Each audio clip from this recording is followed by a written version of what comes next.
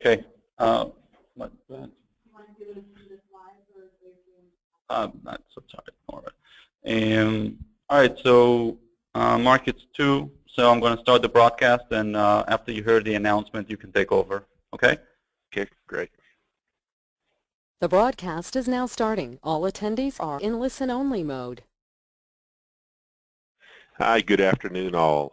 This is Marc Barker, the president of the National Association of Veteran Program Administrators, and I know we have several of our members on the line with us. So I'd just like to welcome all of you to this joint presentation with Kognito and NAVPA. Thanks for attending. We're gonna, Ron, if you can hit the next slide.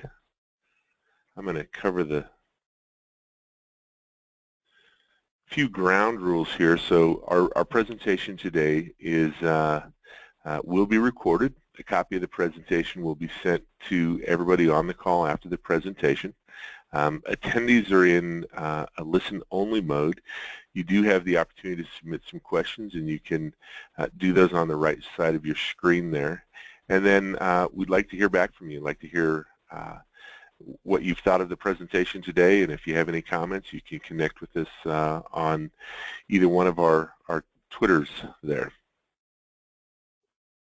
All right. So again, this is Mark, president of NAVPA, and I will be getting us started, and then we're going to hand it over to Ron Goldman, who is the co-founder and CEO of Kognito, and Ron will be able to talk about some of the great, exciting things that they're doing in the landscape of student veterans in higher ed. So, you know, many of our members that are listening today probably want to know why NAVPA is entered into this partnership and relationship with Kognito, and I want to cover some of that.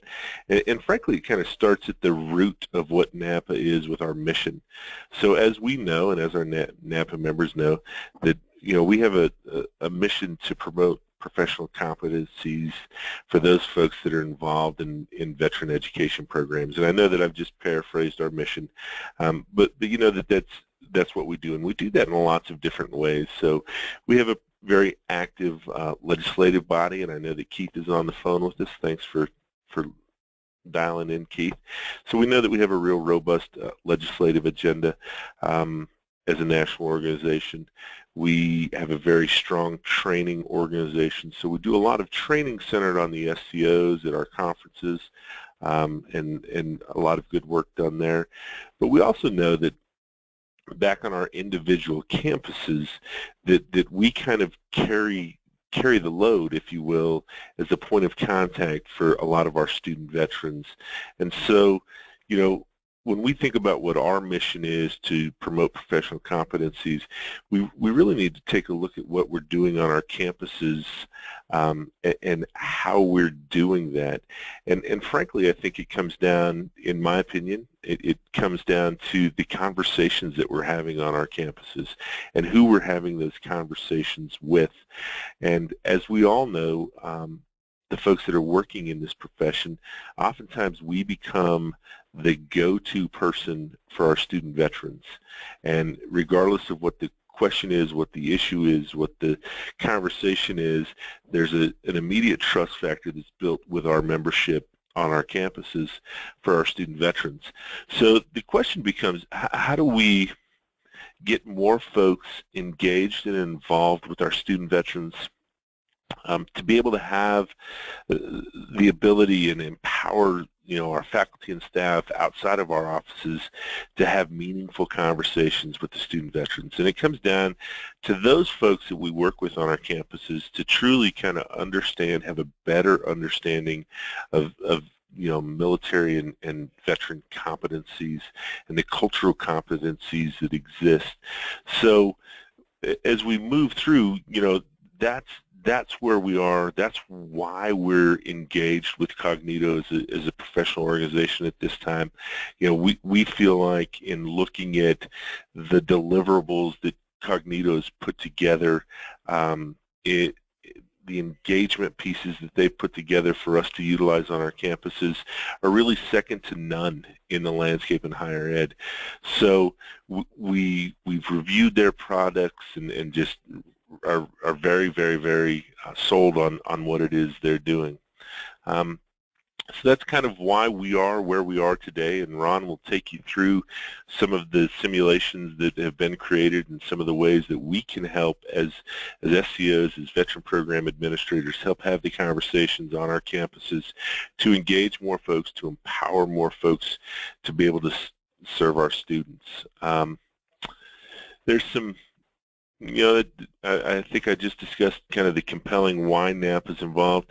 So I think it's important at this point to point out that, Kognito, while this partnership is formalized at this point, it's nothing new. We've worked with Kognito. Kognito has supported NAVPA over the last couple of years. That they've been engaged with us at the conference level and has done some good work in supporting our conferences and always have folks there to answer questions. So it's not a brand new relationship. It's a formalized relationship. So what does it mean to our members of NAVPA? Well, Kognito operates in a space and provides some solutions for our veteran program administrators, and these are some of the benefits of NAVPA membership as related to the Kognito tools that you're going to see today. So Kognito is offering a 5% discount to all NAVPA members, a 10% discount on their products to NAVPA members who are public institutions with less than 10,000 students. And then you can see the average cost of licensures for those depending on the size of your school. So knowing that we have our NAVPA program administrators on the phone, what's your role in supporting this partnership? And really it's, we want you to learn about the solutions that Kognito is offering here today. We want you to learn a little bit about their tools, and then, frankly, you become the voice of NAVPA, the voice of Kognito on your campuses, and discussing some of these solutions with your campus leadership.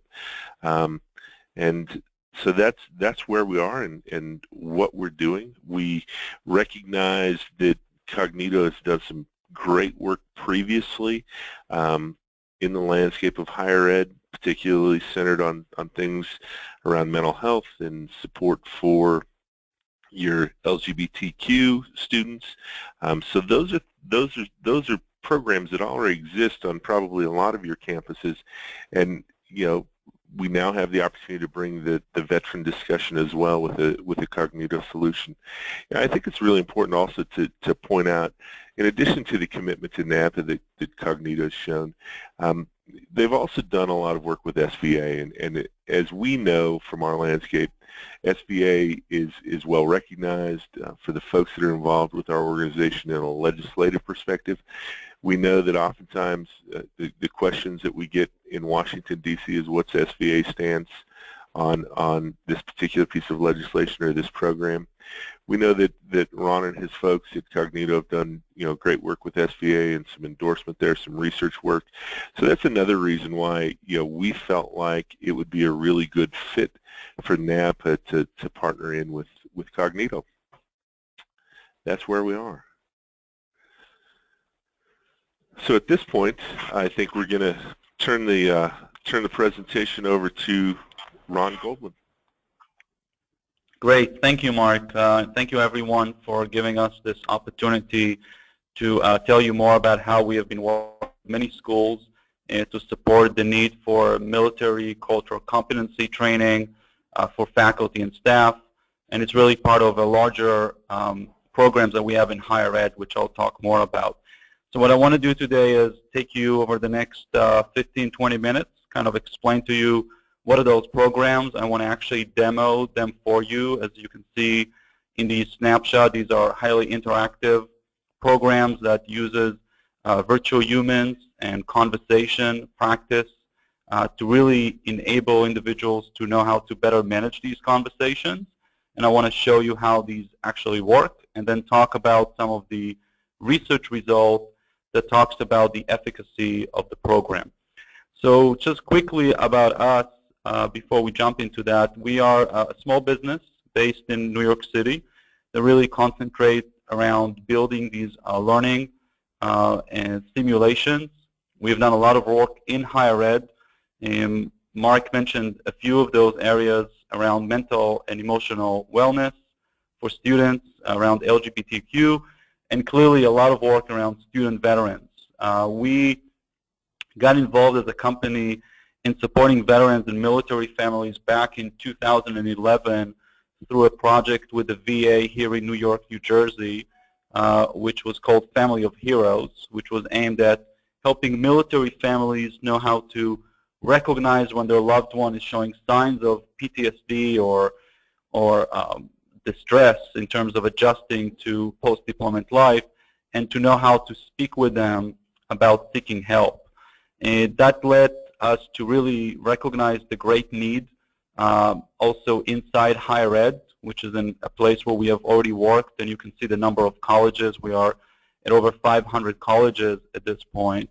And we decided to reach out to Student Veterans of America, SVA, and talk to them about working together to build a program really specifically for faculty and staff around military cultural competency. So back in 2012, we worked together and built the program that I want to talk to you about today, which is called Veterans on Campus. Over time, we also built a peer program, which is more targeted at the actual veteran students to know how to support each other, which you can see here on the right side. But the one to talk about today is the one on the left. So again, an online, fairly brief, we're talking about a 30-minute experience for faculty and staff. I added some of the logos of NAVPA members who are existing clients of these programs, and we'll be more than happy to put you in touch with any one of them if you want to learn about their experience. And you can see that it's been fairly successful. We got it at this point over 175 colleges that are using it. Some strong data that I will share with you.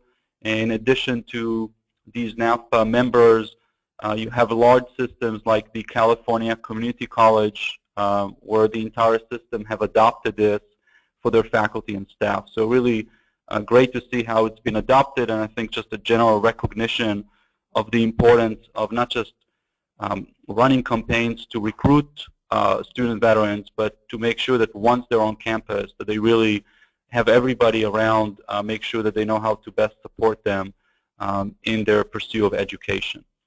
So let me walk you a little bit through the actual learning experience and the unique element of it, which are, again, these practice conversations. What you're seeing right now on the screen are the learning objectives. So as a faculty and a staff, we clearly want to give you the basics about military cultural competency. We want to talk to you about the obstacles that veterans may face as they pursue a college degree. Talk about effective techniques for managing classroom discussions on topics that can be sensitive to them, but also knowing how to connect with the student veterans if they are struggling with adjusting to college life. And that can be because of difficulty adjusting to the actual learning experience, but also clearly things that may be related to mental health, which is something that we clearly got to cover in here. So the way that the simulation is structured, you can see are 3 conversation experiences, and I'm actually going to walk you through all 3 of them, kind of just snippets of them so you can see how they work. The entire simulation is really driven by these 2 individuals, Nate and Alicia, which are 2 student veterans who are going to guide us through the simulation. They are both clearly student veterans, and they're really going to help us understand the situation and guide us to a successful completion of this. So I'm now going to leave the PowerPoint and go to the website. Again, these are online programs, so you can imagine that the way this works is that at the end of the day, the school who's interested in adopting this gets a link that they can provide to their faculty and staff. The faculty and staff literally clicks on it. They go through a quick process of registering so that they provide name and email, and then they go into this program and they can complete it in multiple sittings so that it can really work well with what we know is a very busy schedule for faculty and really addresses some of the biggest challenges with professional development, which is that it's very difficult, honestly getting close to impossible, to be able to get people into a room. It's just like schedules and availability, and with a lot of faculty being part-time, they're only there, to teach the class. They're not sticking around, so it gets really, really difficult for large schools, but even small schools, to do any professional development specifically, as well as around this topic. So you make this slightly bigger. So let me start this. So this is literally the beginning of the simulation. This is a brief movie that will tell you a little bit more about the simulation itself, and then we'll go into the interactive components.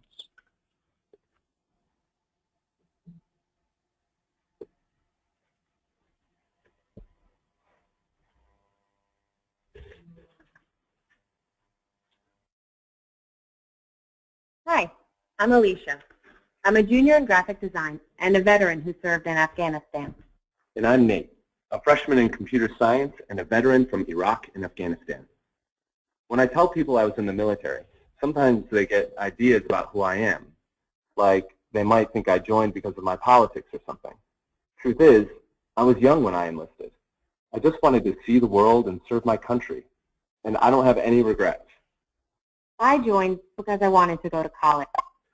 I admit I was scared to go to war, but once I was there, I had no intention of backing down or not being there for the people who were depending on me. And yeah, I've been in combat. I've been shot at. I've seen IEDs explode. I've seen people die. I lost friends, and I saw things no one should ever have to see. But I grew up, too. I learned a lot. I changed. Then I got home and realized that nothing here had changed at all. And it seemed like no one really understood what it was like to be over there. That was hard. In Afghanistan, I was part of a big machine with a clear chain of command. Every day, I knew what I needed to do. When I came home and enrolled in school, the freedom felt kind of overwhelming. I was all on my own, with no one to tell me when to study or how to organize my time. It surprised me how long that took to get used to. I'm the oldest person in most of my classes. Most of my classmates are just out of high school.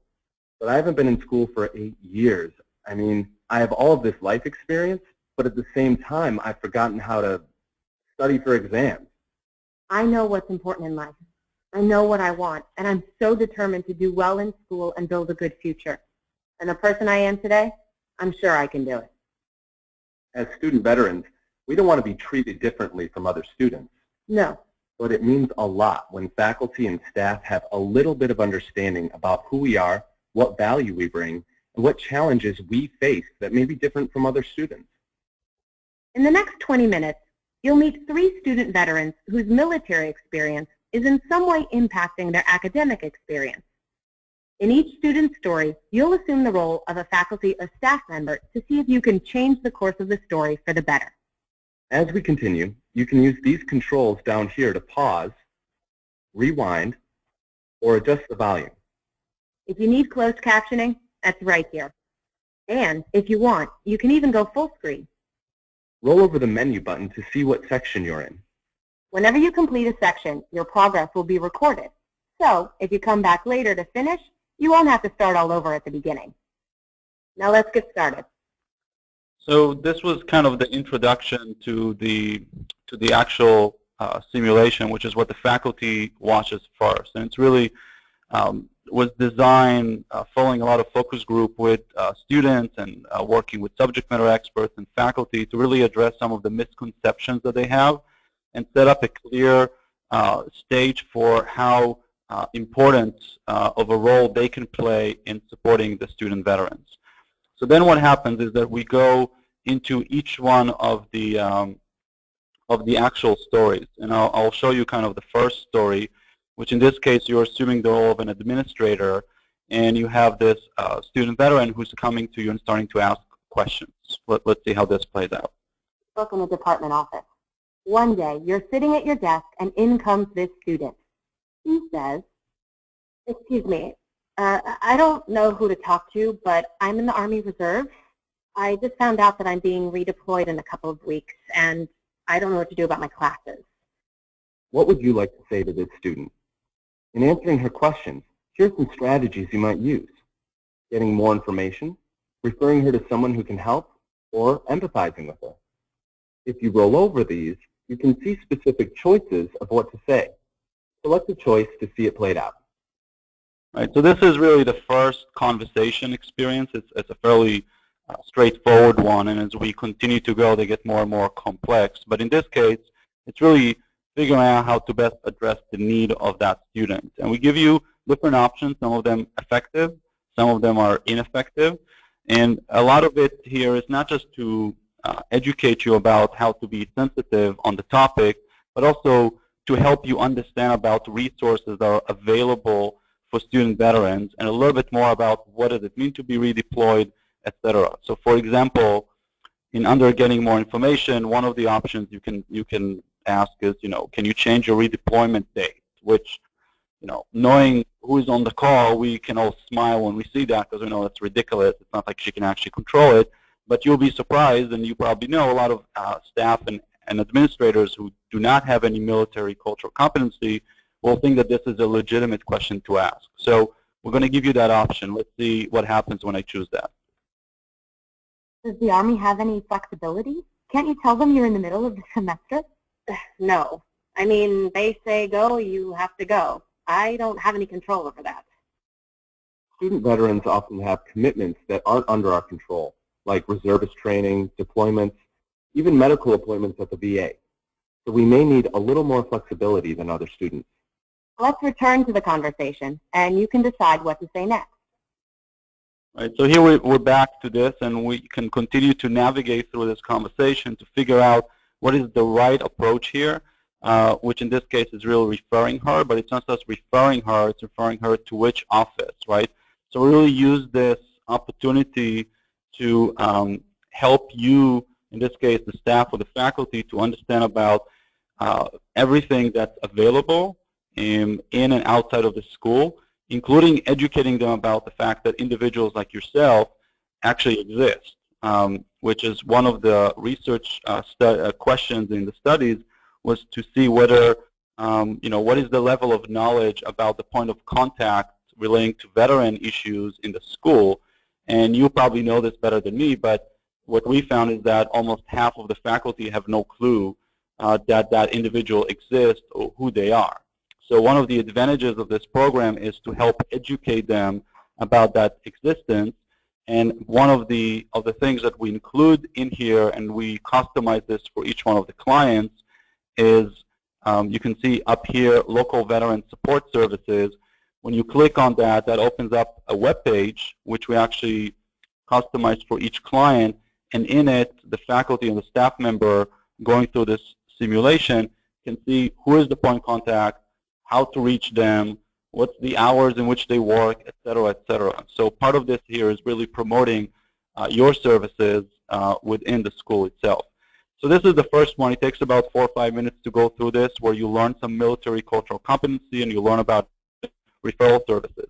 Then we go to the second conversation here, and I'm clearly skipping through a lot of this, but I just want to give you a good sense of the breadth of experience here, which deals more with classroom discussion. This is something we heard again and again from veterans, that for some reason faculty think that because they served, they always have to be part of the conversation.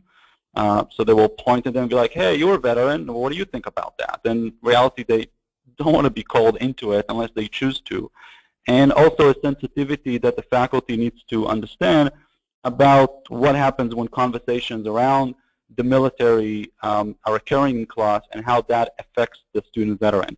So this is a scenario where we're actually allowing you to assume the role of the faculty in this case and manage a classroom discussion. I'll play a little bit of it so you can see a little bit about how this works.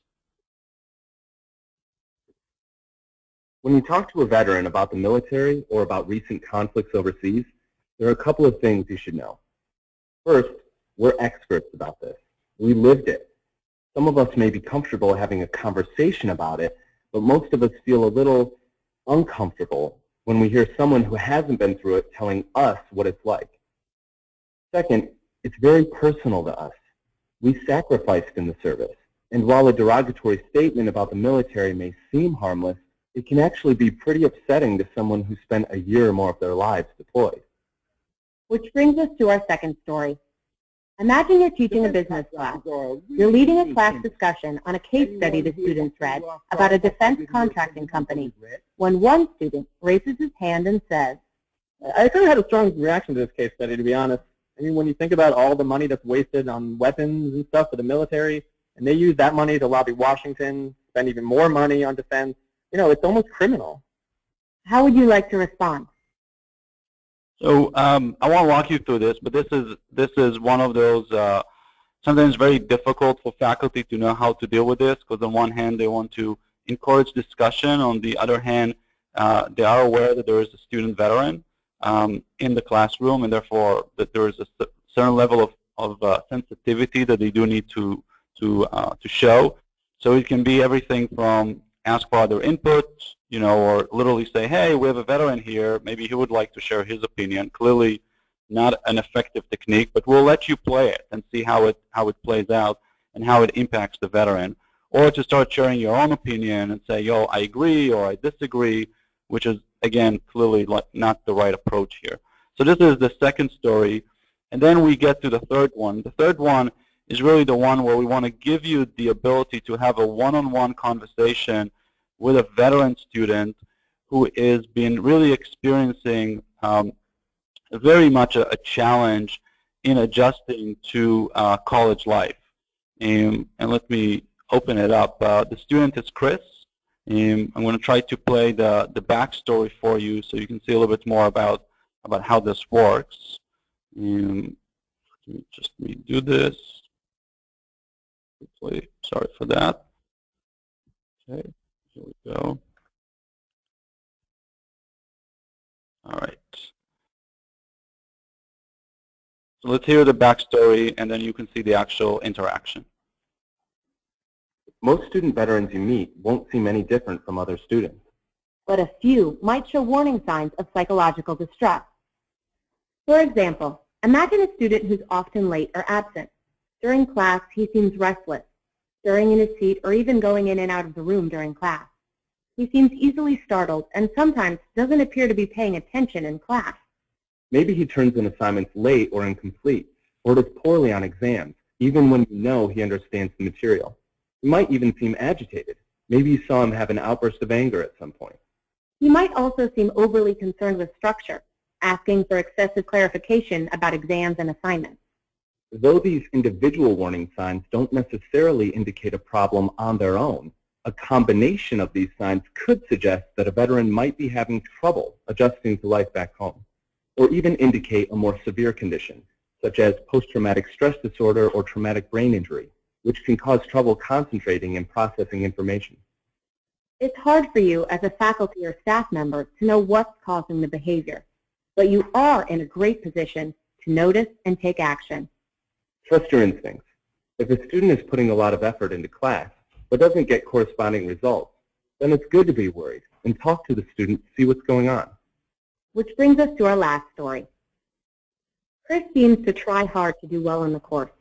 He visits your office hours and asks questions after class. You can tell he's interested in learning the material, but he doesn't do well on exams. During the last exam, you noticed he seemed fidgety, nervous. He was one of the first people to turn in his test, and he left a lot of the answers blank. The next class, you asked him what happened, and he gave a vague answer. I don't know. My mind was just like all over the place. You asked him to come to your office hours later in the day to talk. So thanks for coming by. I just want to talk to you about this last exam we had. I know. I suck at tests. Sorry. All right, so here we are in this conversation, which we have directly with Chris. You heard the backstory, and my goal in this conversation is really to communicate to him what I've observed and try to figure out whether there is a need here to refer him to academic support or even mental health support. And he is going to act in a way where he's not mostly coming in trusting you very much. You as a faculty do not have any military background, so he's not going to be that much willing to start sharing with you what's going on. He's slightly embarrassed by him even having a need to a certain degree, but he's there. And your role is to really figure out how to overcome that resistance and barriers and really connect with him and help him. So again, it's a mix of effective and ineffective approaches. I could start to explain my concern, which is really the right thing to do. It says something like you left the fourth of the exam blank, what happened, or you've been acting strange, which he's probably not going to like very much. I can give him a warning, which unfortunately we see as a very common behavior of faculty. They just jump right into it. Or I can just say, I think you have a problem and you should really take a study skill workshop, right? Let's actually pick this one. Let's see what happens and how he responds to this. Maybe you should go by the testing center. They give workshops on studying, note-taking, test-taking. You might benefit from something like that. Oh, I guess. Faculty and staff are great gatekeepers, referring students who need help to campus services that can provide that help. But before referring, it's good to ask a few questions to better understand the student's need. Then you can make a better informed referral. Let's return to the conversation. This time, bring up what you've noticed and ask him about it. Okay, so let's see. Right, the one thing that says here about noticing is you left the fourth of the exam blank. What happened? Let's see how he responds. Well, it seems like you put a lot of effort into the class, which is why it worried me that you left the exam early with maybe only 3/4 of the questions answered. What happened? Good approach. You mentioned specific observable behavior. Then instead of jumping to conclusions, you asked why this happened. You even managed to give some genuine praise. Plus, you let him know that you're worried about him. These are great techniques for talking with any student about your concerns. Now let's see what he says. What happened? I don't even know. I mean, I studied my ass off. I studied real hard, and then I get there and sit down, and it's like there's this party in my head that I'm not invited to, I can't remember anything. Everything disappears, like boom, gone. And that's the truth. I studied really hard, but, whatever. Okay. So here we have a new set of options, right? So I can do a quick follow-up and say, hey, what do you mean a party in your head? I can try to get more information. This is happening in other classes, something distracting you. What can I do to help, right? So let's say, for example, I ask him if it happens in other classes. Does this happen in other classes too, or just in my class? Yeah, this class is the worst because there's so many people, and I don't know what it is about this class, but a lot of my other classes I do online, or like we don't have as many tests in class, but your tests are like long and they're difficult. So this is the worst class for sure. No offense. Okay. So and continuously I have more options, right? So now I can respond and say, well, other students don't complain about my exam, which is, again, unfortunately, slightly common of getting fairly defensive here, or saying, well, this is college, tests won't get any easier, or just kind of try to joke around that. So the very common response that we see here is that this kind of lecture about, well, this is college, so this is the way it is. Let's see how that works out. You'll have to get used to taking tests like mine because this is college, and it's not going to get any easier. It's easy to get defensive when someone criticizes you or your class, but it sets a confrontational tone and distracts from the real purpose of this conversation. As we continue, try to keep a calm tone. Right. So here we're back here, and again, you can continue the conversation. One of the things I want to point out is this undo button. So at any point in the conversation, you can undo and try different paths. It really gives you a lot of flexibility to play around and try things that you may not be comfortable doing in real life, but you can really see what works and what doesn't work. So this is the experience at the end of it. Again, you can look at local support services. You can print out a certificate of completion, and the school, as the administration, gets access to the portal where they can actually see who have taken it and how well they have done, and whether they completed it, etc. So that's the experience, and as you could see, it's about 20 minutes for faculty, so it's fairly simple for them to plug it into their schedule.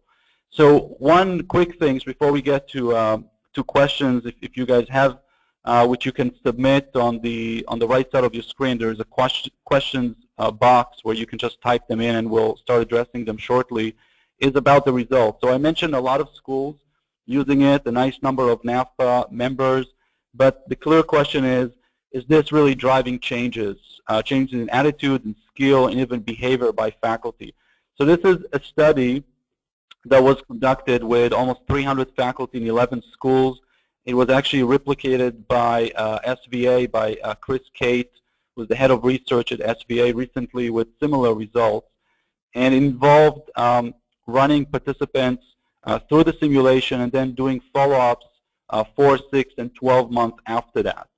And what the study found, and I'll go quickly through this, and on our website you can see more of this information, is first of all that there were significantly, statistically significant increases in the military cultural competency, and that those changes remained significant over 4, 6, and 12 weeks, which is really important, right? Because you're looking for experiences that don't just change behavior 5 minutes after, but when you come back 3 months after, they're still there.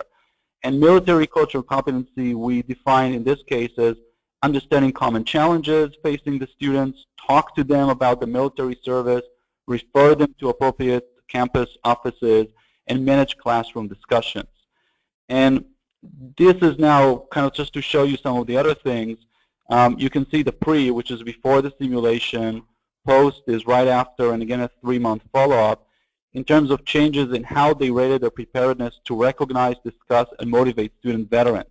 You can see how it went up from 35 to 79% right after and remained very high at 72 3 months after. How likely are you to discuss your concern? Again, significant increases here to almost 96% and then 94%. Knowledgeable about the common challenges facing the student veterans population. Went up from 58% before to 95 and 91 after the simulation. So clearly a lot of gaining of knowledge. Confidence about that they know where to refer the student, right? That's really, really important.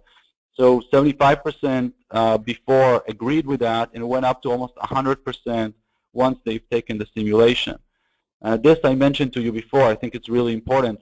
Only 55% of the people who took the faculty and staff who took the simulation said before that they knew who is the point of contact.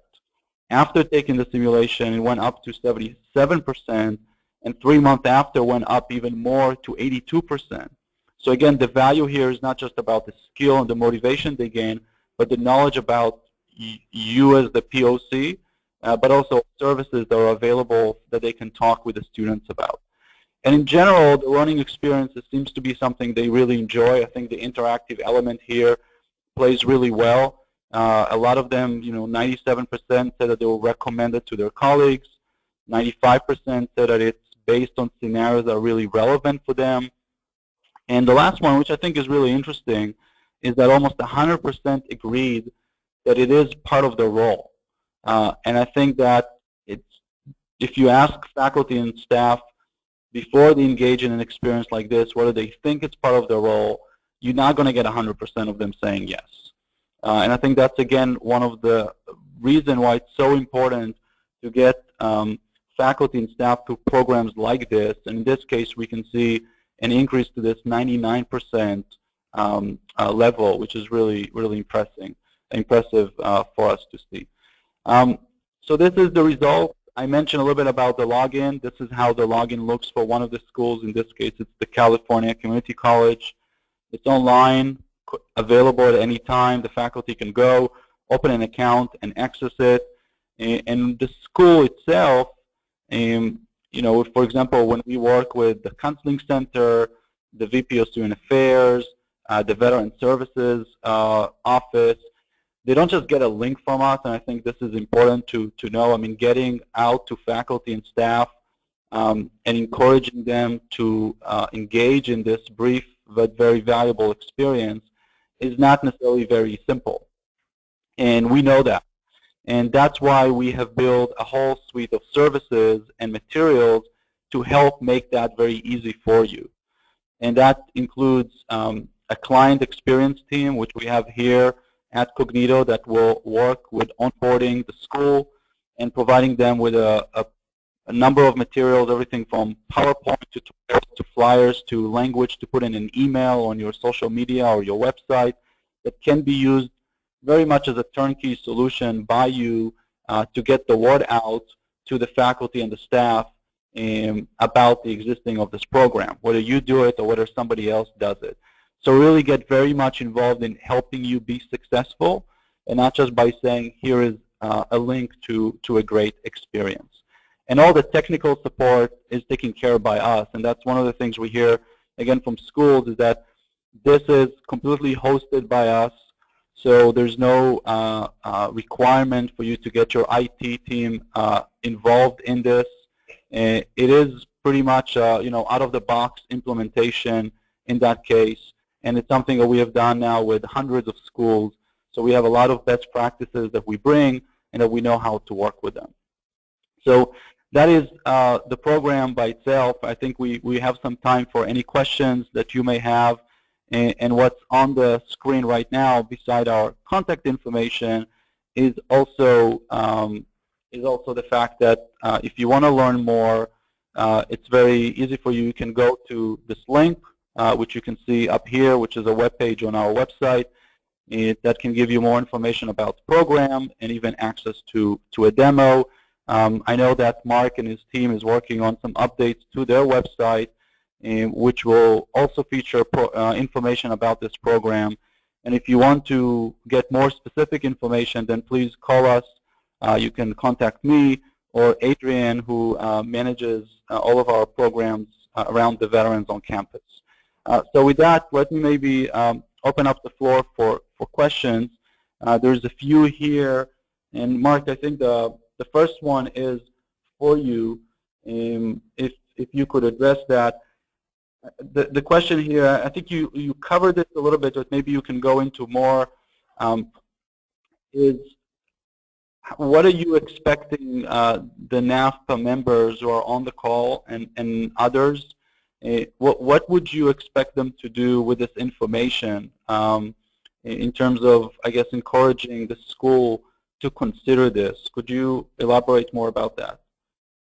Sure, absolutely, and a good question, and we did cover, briefly in the beginning, but really, oftentimes, it's not lost on me as, a NAVPA member and a program administrator on my own campus that oftentimes I may not be the final decision maker, but I know that campuses across the country are looking for solutions around this topic, looking for solutions that will assist their faculty and staff in better engaging the student veterans on the campus. So really, I view the role of our NAVPA membership to have that conversation with the decision makers that, as Ron said, this is really kind of a turnkey solution. And it's a turnkey solution that's backed by some solid research in its efficacy and how well it works. And I think that those data points are really, really important. And it adds value when we're having the conversations on our campuses. It's not oftentimes that our veteran program administrators get to bring a win to the campus leadership. Oftentimes I think that we bring the bad news and, hey, guess what, the VA just changed the rules on something else and we have to do something else differently. But this is an opportunity for our membership and our program administrators to really bring a win to their campus community and the leadership on their campuses. Great, thank you. A couple of questions here to clarify some things we covered. So this program that I showed you is both for faculty and staff. That's why you see scenarios where you assume the role of a staff member and scenarios where you assume the role of the faculty. Another question here is about the research that was done by Chris Kate at SVA, whether that study was about our simulation. The answer is yes. and that study was not funded by us. This is a research done by SVA. We did have our co-founder, Dr. Glenn Albright, as one of the authors on the project itself.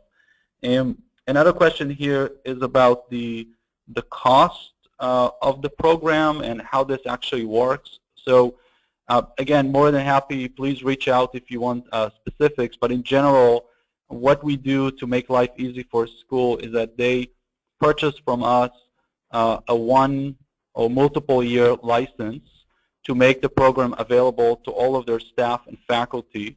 The cost of it is depending on the size of the school. In the second slide, I think, of this, I'm going to go up. You can see the range. It starts at 3,000 and can go all the way up to 10,000 if it's a large school. And so depending on the size of your school, you fall into a specific tier, and that determines the price. And that provides you with unlimited access to your faculty and staff throughout that one-year license. So it doesn't really matter how many people you train, the cost is not going to go up. And all the services that I talked about, from the client experience team working with you to make you successful, from seeing reports about who is accessing it and who completed it, certificate of completion, the technical support, is all included in that. So there's no hidden fees that you discover later on as you actually begin to work with us. So that's how this program works. We're very excited about working with NAVPA. We've been having a great relationship with SVA, and saw NAVPA as a great additional partner to work with and to really support everything that they're doing. We are a small business, so there's a bit of a limit to how much we can do, but we try to do the most we can to help and clearly be able to put this in front of all NAVPA members. And this is really the first element of this outreach. There's a few other things that we will do together to make sure that schools can consider this. We know not all of them will decide to adopt it, but we want to make sure that before they go the route of putting out a flyer or just putting up some information on the website or bringing in somebody to give a lecture for faculty and staff, which even if it's a great lecture, it doesn't provide practice, and you're definitely not going to have everybody show up, that they consider this other alternative, which has been widely adopted in research. So again, I want to thank all of you for this opportunity, and Mark, for you and for the rest of the NAVPA leadership team, and welcome all of you to reach out with questions, and we'll be happy to provide more information to all of you. So thank you again. Mark, any final words from you? Yeah, just real briefly, you know, I know that our SEOs oftentimes and our school certifying officials struggle with conversations on their campuses around the reporting fees, and I know that reporting fees are a dicey topic at times.